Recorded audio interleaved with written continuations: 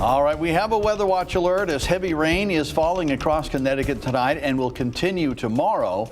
Here's a look at video sent in to us from Donna Auger of a downpour in Woodstock this morning. It really came down in places. That rain forced a Labor Day tradition in Windham County to end a day early. The Woodstock Fair had to close today. A concert by the alternative rock band Gin Blossoms at the fairgrounds was also canceled.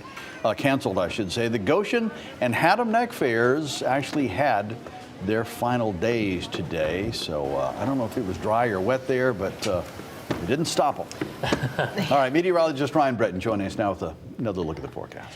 It is all about the rain, but it's been pretty interesting. Some places on the shoreline have barely seen a drop, and then just a 30-minute drive away, 5-6 inches of rain. That's wild. It's the way it goes sometimes in the summer. It can just be so variable depending on where the downpours develop. I want to show you this on the estimated rainfall totals. Old Saybrook, Clinton, I hear you. You've had no rain yet.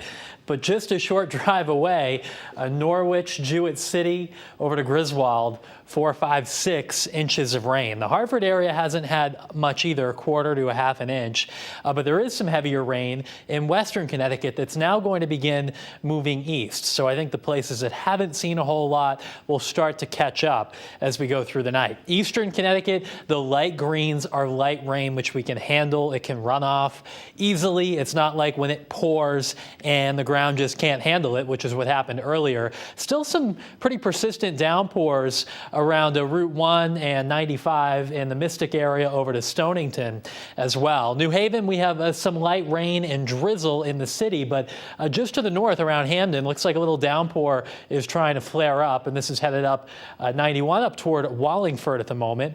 In Waterbury, you saw Alicia Machado a short time ago. It's not raining all that hard there now, but it will start to rain harder soon when these yellows indicating moderate rain coming out of Southbury and Middlebury move into Watertown and Waterbury in the next 10 to 15 minutes. Hartford, we have light rain right now, but there are some downpours just to the west of the capital city. Avon, Canton, over to New Hartford. These are headed up to Granby and Simsbury. And it looks like another downpour, too, around Farmington and Bristol and Plainville as well. So this is how the next 24 hours or so are going to go. There will be some times where it rains hard, and then other times it lightens up.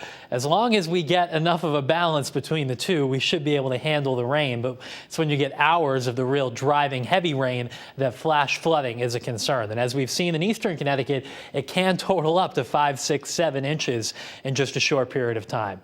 60s inland right now, but 74 in New Haven, and it is so humid in New Haven right now, too, with a dew point of 72. The rest of us, it's moderately humid. The rain cooled air a bit in central and northern Connecticut. It's not quite as bad.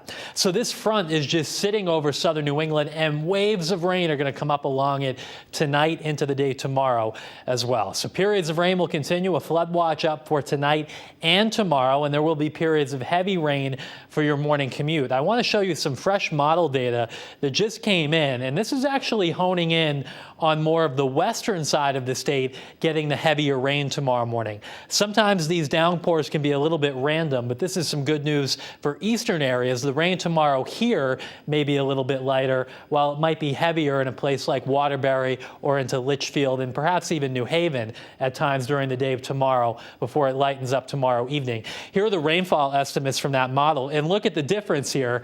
Perhaps not much from here on out in eastern Connecticut, but the flash flood potential still exists in western areas. We'll just have to see exactly where those downpours develop, but where they do, there can be flash flooding, something to be aware of for tomorrow morning's commute. So temperatures tomorrow held down with the clouds, the periods of rain. I think some showers linger into Wednesday morning, but then after that, the weather turns great. Haven't had much time to talk about this today, but Thursday through the weekend looks nice with temperatures in the upper 70s to low 80s. We will have much more on the rain and potential flooding coming up at 10:30. Guys.